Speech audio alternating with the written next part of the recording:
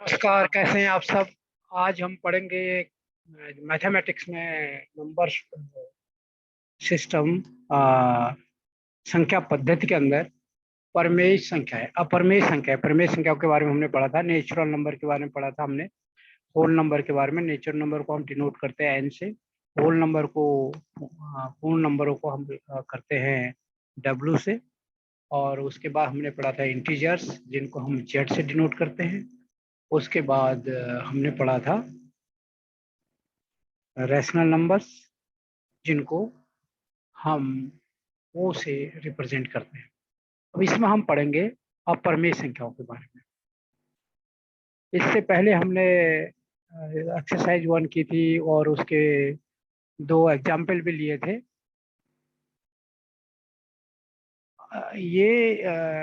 यहाँ पे अब हमें करना है कि परमेय संख्या, अब जब हमने पढ़ा था जिस किसी संख्या को हम पी बाई क्यू के फॉर्म में लिख सकते हैं, where q is not equal to zero, जहाँ क्यू जीरो ना हो, तो वहां पे ये सारी संख्याएं क्या होती हैं,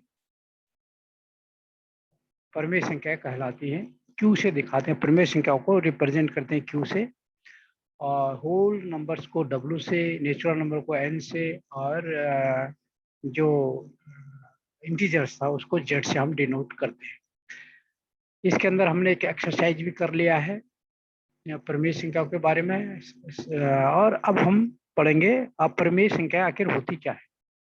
अपरमेय संख्याएं, पिछले अनुच्छेद में हमने देखा कि संख्या रेखा में ऐसी संख्याएं भी हो सकती हैं जो परमेय संख्याएं नहीं हो, क्योंकि संख्या पर जब हम नंबर लाइन खींचते हैं तो उसमें हमने नेचुरल नंबर देखे, उसमें हमने होल नंबर देखे, उसमें हमने इंटीजर्स देखे, इंटीजर्स के बाद उसमें हमने परमेय देखे। अब उसमें 2 नंबरों के बीच में जो स्पेस बचता है, क्योंकि जब डिस्कशन हुआ, जब हम परमेय नंबरों की बात हुई, तो बात क्या हुई कि जो जो 2 नंबरों के बीच में कुछ संख्याएं बच जाती हैं, और वो जो डिस्टेंस बचता है उसमें क्या होते हैं, अनंत मतलब अपरिमित संख्याएं होती है जिनकी कोई सीमा नहीं हो। तो वो संख्याएं परमेय भी हो सकती हैं, अपरमेय भी हो सकती हैं।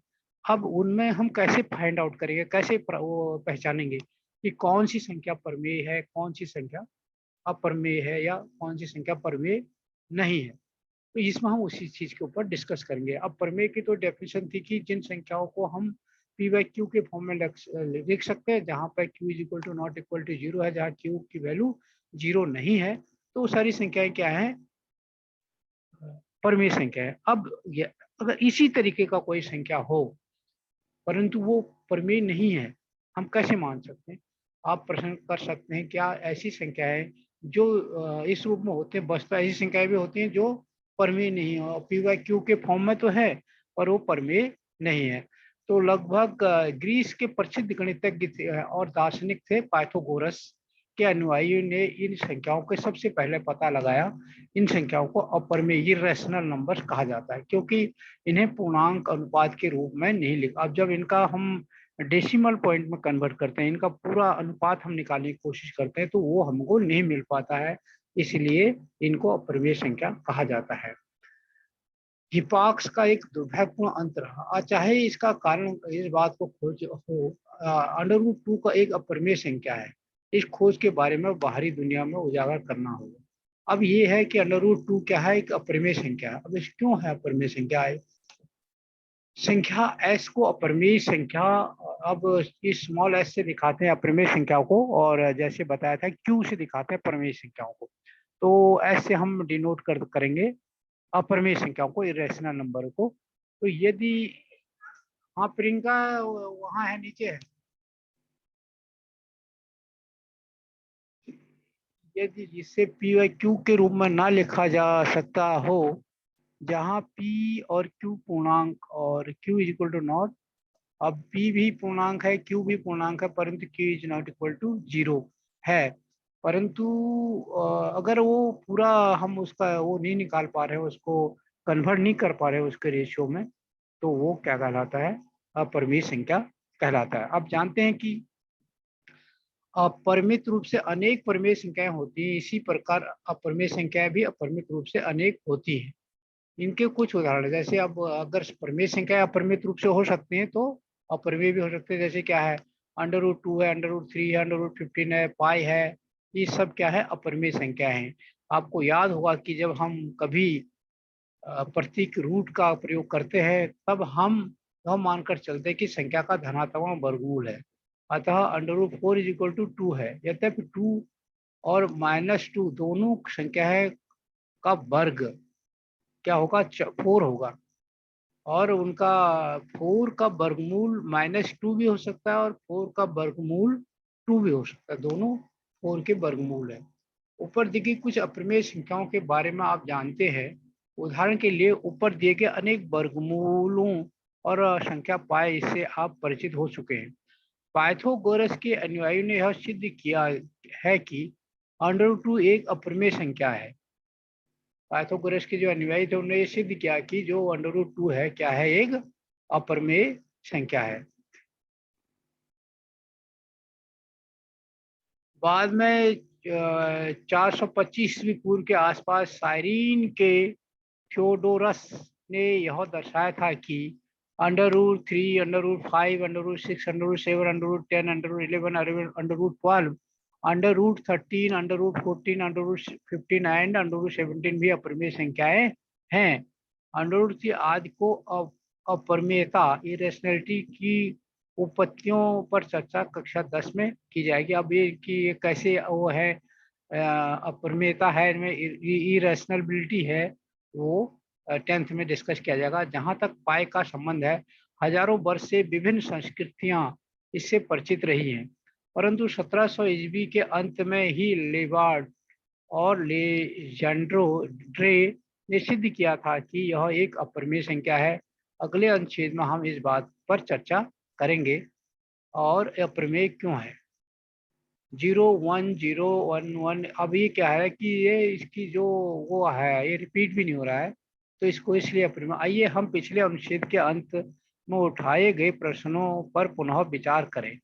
इसके लिए प्रमेय संख्याओं वाला थैला लीजिए। जैसे हमने किया था कि सारे प्रमेय संख्या वाला थैला हमने फिर उठाया और जिसमें हमने सारे नंबर कलेक्ट किए थे, उनको ग्रुप बनाए थे नंबरों के। पहले नेचुरल नंबर का ग्रुप बनाया, फिर उसमें 0 मिला दिया तो वो होल नंबर का ग्रुप हो गया। फिर उसमें माइनस नंबर भी मिला दिया तो इंटीजर्स हो गए। फिर उसमें प्रमेय संख्या भी मिला दिए तो वो सारे नंबरों का ग्रुप हो गया। तो लीजिए, अब यदि हम थैले में सभी अप्रमेय संख्याएं भी डाल दें। अब हमने क्या किया, उसमें प्रमेय संख्याएं तो थी, उसमें अप्रमेय भी डाल दिए, तो क्या अब भी संख्या रेखा पर कोई संख्या बची रहेगी? इसका उत्तर है नहीं। जब हम उसमें सब प्रमेय भी डाल दें, अप्रमेय भी डाल दें, तो क्या होगा? संख्या रेखा पर कोई भी संख्या नहीं बचेगा। अतः एक साथ ली गई सभी प्रमेय संख्याओं और अप्रमेय संख्याओं के संग्रह से जो प्राप्त होता है उसे वास्तविक संख्याओं, रियल नंबर्स का नाम दिया जाता है। अगर वास्तविक संख्याएं वो होती है जिनमें सारी प्रमेय संख्याएं होती हैं और सारी अपरिमेय संख्या होती है। जब सारी संख्या आ जाती है तो उसे कहते हैं वास्तविक, रियल नंबर। तो रियल नंबर में सारी प्रमेय संख्याएं होती हैं, सारी अपरिमेय संख्याएं भी होती हैं। तो ये तो परिभाषा थी इसकी रियल नंबर की। अब है जिसे हम आर से डिनोट करते हैं। तो अभी हमारे पास कितना आ गया? एन आ गया नेचुरल नंबर का, डब्ल्यू आएगा होल नंबर का, और उसके बाद था इंटीजर्स। इंटीजर को हमने जेड से दिखाया। उसके बाद आया परमेश को हमने क्यू से दिखाया, और इरेशनल नंबर को हमने एस से दिखाया। आर हो गया रियल नंबर से प्रकट करते हैं, आर से रियल नंबर को। अतः वास्तविक संख्या या तो परमेय या अपरमेय संख्या हो सकते हैं। जो हमारी रियल नंबर होगी वो तो या तो परमेय होगी या अपरमेय होगी। अतः हम यह कह सकते हैं कि प्रत्येक वास्तविक संख्या को संख्या रेखा के एक अद्वितीय बिंदु से निरूपित किया जाता है। प्रत्येक संख्या में जो वास्तविक नंबर, प्रत्येक वास्तविक संख्या को संख्या रेखा के एक अद्वितीय बिंदु होती है जिसका कोई दूसरा बिंदु नहीं हो सकता, वहां पर उसको निरूपित किया जाता है। साथ ही संख्या रेखा का प्रत्येक बिंदु एक अद्वितीय वास्तविक संख्या को निरूपित, संख्या का जो रेखा जो होती है उसका प्रत्येक बिंदु एक अद्वितीय वास्तविक नंबर को निरूपित करता है, या निरूपित करता है, या फिर एक वास्तविक नंबर को, एक रियल नंबर को संख्या रेखा पर निरूपित किया जा सकता है। यही कारण है कि संख्या रेखा का वास्तविक रेखा कहा जाता है और संख्या रेखा को हम क्या बोलते हैं? रियल नंबर लाइन बोलते हैं। वास्तविक संख्या रेखा रियल में 1817 में यह दो जर्मन गणितज्ञ कैंटर और डेडेकिंड ने इसे भिन्न भिन्न विधियों से सिद्ध किया था। उन्हें यह दिखाया था कि प्रत्येक वास्तविक संख्या के संगत वास्तविक संख्या रेखा पर एक बिंदु होता है। कह रहा है वास्तविक की जो रेखा होती है उसके जो संख्या रेखा में उसका केवल एक ही बिंदु होता है और संख्या रेखा के प्रत्येक बिंदु के संगत अद्वितीय वास्तविक संख्या रेखा होती है। मतलब दूसरी नहीं खींची जा सकती है, एक ही खींची हो सकती है। आइए देखें कि संख्या रेखा पर हम कुछ अप्रमेय संख्याओं का स्थान निर्धारण किस प्रकार का। अब हमको उसका स्थान निर्धारण करना है संख्या रेखा में। अगर किसी अप्रमेय संख्याओं को हमने प्रदर्शित करना है तो कैसे करेंगे, वो हम आपको दूसरे वीडियो में दिखाएंगे। उसके लिए ज्योमेट्री का इस्तेमाल करना पड़ेगा, हमको कंपास लेना पड़ेगा, उसके एंगल के थ्रू वो उसको हम दिखाएंगे। ये था आपका अप्रमेय संख्याओं का डेफिनेशन, आपको इस वीडियो के माध्यम से समझाई गई है। और अगर आपको ये वीडियो अगर आपने चैनल सब्सक्राइब नहीं किया तो इसको सब्सक्राइब करिए और बेल का बटन भी दबाइए ताकि जैसे मैं वीडियो डालूँ उसकी इन्फॉर्मेशन आपको मिले। और अगर ये वीडियो आपको अच्छी लगी तो इसको आप लाइक ज़रूर करें, अपने दोस्तों के साथ शेयर करें। और अगर इसमें आप कोई चेंज चाहते हैं वो आप कमेंट बॉक्स में जाके लिख सकते हैं।